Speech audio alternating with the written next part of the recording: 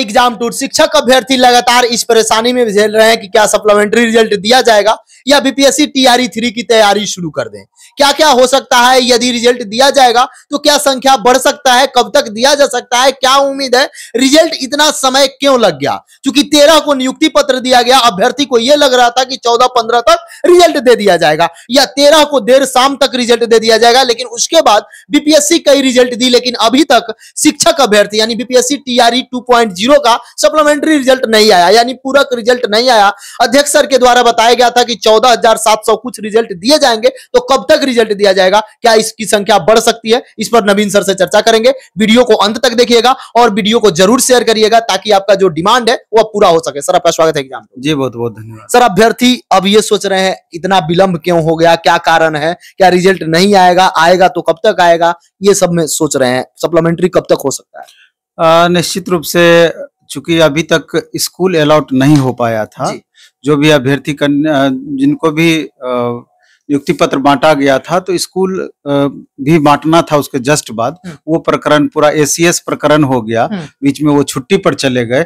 अब जाकर के छुट्टी से लौटे हैं तो उम्मीद है कि 2 से 3 दिन के अंदर में, चूंकि सॉफ्टवेयर से स्कूल अलॉट होना था तो 2 से 3 दिन के अंदर में स्कूल, हम ज्यादा संभावना है कि जितनी जल्दी से जल्दी हो जाने की संभावना है, स्कूल का अलॉटमेंट होगा, उसके बाद ही सप्लीमेंट्री रिजल्ट की बातें आएंगी। अब तो देख रहे हैं कि शिक्षा मंत्री भी बदल चुके हैं और शिक्षा मंत्री का भी बयान आया है कि सप्लीमेंट्री रिजल्ट आएगा ही आएगा, उनका भी बयान आया है। तो इसलिए अब कितनी संख्या में आएगी तो ये तो बताया जा रहा था कि 14,000 प्लस सप्लीमेंट्री रिजल्ट जारी की जाएगी, लेकिन अगर वास्तविक रूप से देखा जाए तो आप देखेंगे जिस तरीके से 97,000 करीब छात्रों को, 97,000 समथिंग छात्रों को नियुक्ति पत्र बांटा गया, जिसमें 73,000 प्लस छात्र काउंसलिंग कराए थे, अभी भी काउंसलिंग के लिए बाकी हैं।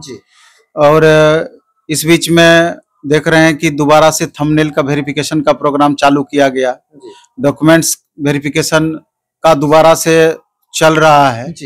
इसके अलावा भी देखेंगे कि अभी कितने फर्जी अभ्यर्थी पकड़ा रहे हैं, थंब इम्प्रेशन में भी पकड़ा रहे हैं, डॉक्यूमेंट्स वेरिफिकेशन में भी प्रॉब्लम हो रहा है। और सब्जेक्ट कॉम्बिनेशन से वही चीज हम बोलना चाह रहे थे कि सब्जेक्ट कॉम्बिनेशन वाले भी हजारों छात्र हैं जिनको कि सब्जेक्ट कॉम्बिनेशन में प्रॉब्लम हो रहा है। तो पहले तो डायरेक्ट सबको ले लिया गया, डॉक्यूमेंट्स जो उन्होंने अपलोड किया था उसी का डाउनलोड डॉक्यूमेंट्स का वेरिफिकेशन किया गया, जिसमें सभी अभ्यर्थी चले गए। अब जाकर के एक तरीके से वास्तविक वेरिफिकेशन का प्रोसेस स्टार्ट हुआ है। तो सवाल ये उठता है कि रियल में 14,763 सप्लीमेंट्री रिजल्ट की बातें कही जा रही है, उतना ही होना चाहिए कि उससे अधिक होना चाहिए। तो निश्चित रूप से उससे अधिक होना चाहिए, क्योंकि इतना तो मल्टीपल रिजल्ट वाले हैं, इसके बाद जो ये अभी प्रकरण जो चल रहा है वेरिफिकेशन का, उसमें भी कॉम्बिनेशन के कारण जितने सीट बचेंगे, उसके बाद फिर थंब इम्प्रेशन में जो पकड़ा रहे हैं उसके कारण जो सीट बचेंगे, या अन्य जो बातें हो रही है डॉक्यूमेंट्स वेरिफिकेशन, उसमें जो अभ्यर्थी बचेंगे, तो सवाल उठता है कि सप्लीमेंट्री रिजल्ट में क्या इसको भी शामिल किया जाएगा कि नहीं।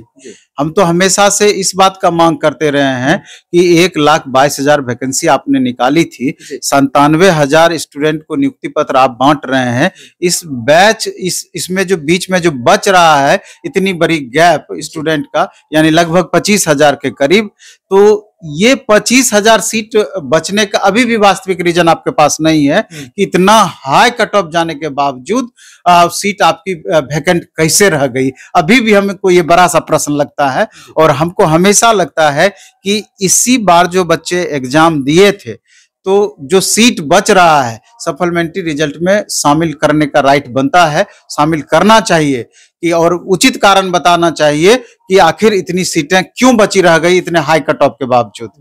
प्रश्न तो हमारे बहुत सारे थे कि महिला पुरुष अभ्यर्थी का कट ऑफ बराबर क्यों, और भी बहुत सारे तरह के सवाल, अभी तक जवाब नहीं मिला जवाब चेयरमैन सर जवाब दिए, लेकिन संतोषजनक जवाब नहीं रहा।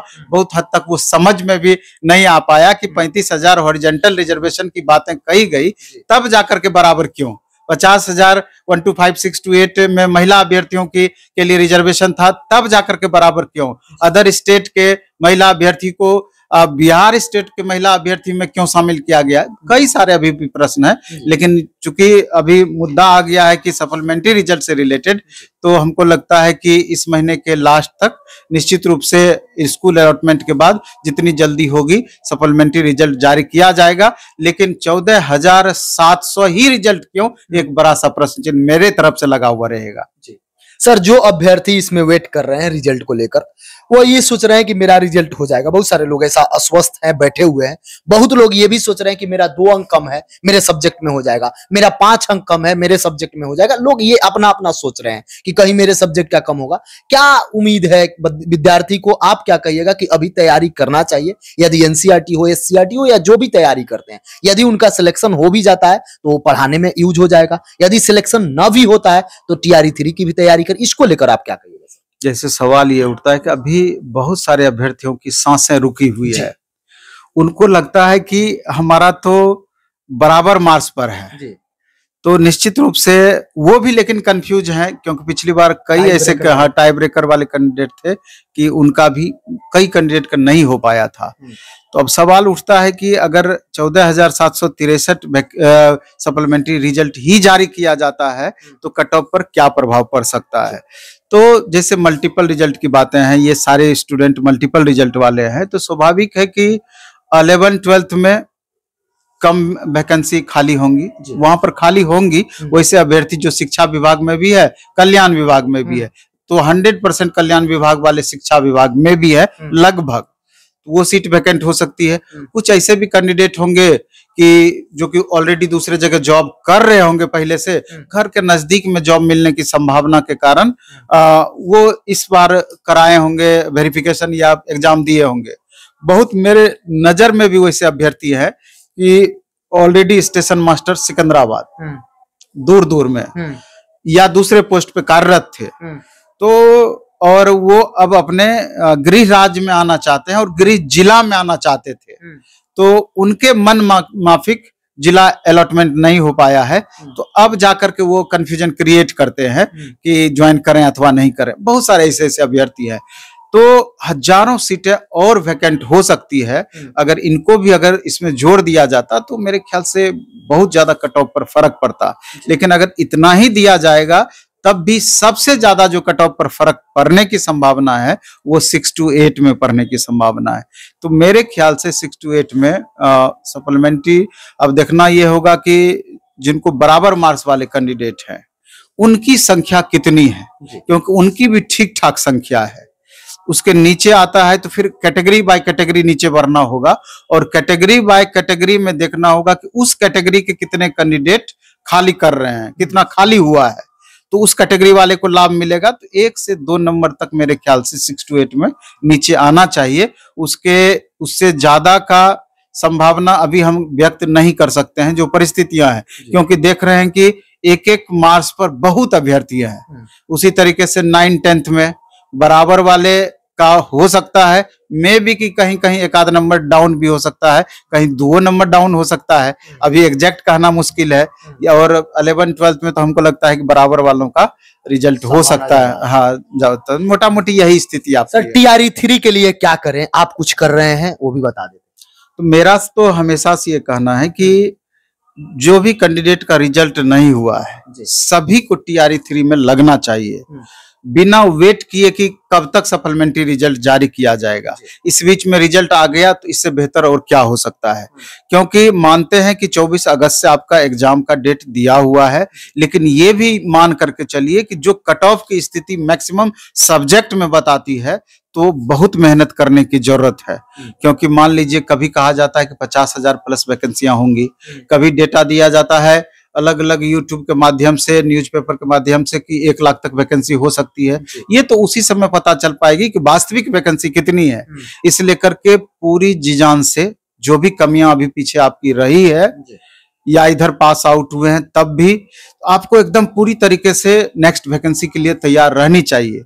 जहां तक हमारा सवाल है, अभी ऑनलाइन मोड में प्लेटफॉर्म बाय नवीन कुमार सिंह ऐप अपना है, तो वहां पर बैचेज स्टार्ट हो चुकी है, कई बैचेज आनी भी है, स्टार्ट भी होना है। 11th-12th का भी स्टार्ट हो चुकी है, 9th का 10th का भी, 6 to 8 का भी, 1 to 5 का भी। और ऑफलाइन मोड में हमारा बाजार समिति सेंटर पर भी और भिकना पहाड़ी सैदपुर मोड़ पर तो हमको लगभग वहाँ सारा बैच हमारा स्टार्ट है।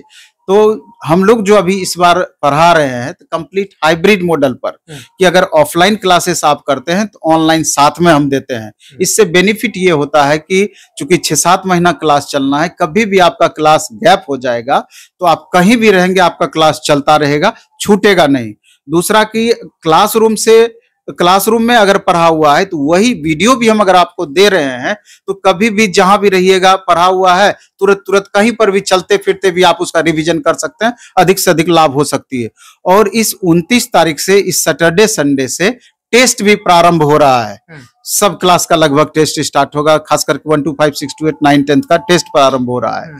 तो उसके बारे में भी यहाँ से आप जानकारी ले सकते हैं। हमारा टेलीग्राम चैनल प्लेटफॉर्म बाय नवीन कुमार सिंह है, उस पर भी डिटेल सारा मिल जाया करेगा। लेकिन इस बार उद्देश्य है, चूंकि पिछली बार 2000 प्लस स्टूडेंट का रिजल्ट अपने यहाँ से हुआ है, 750 तो फोटो हम जारी कर चुके हैं।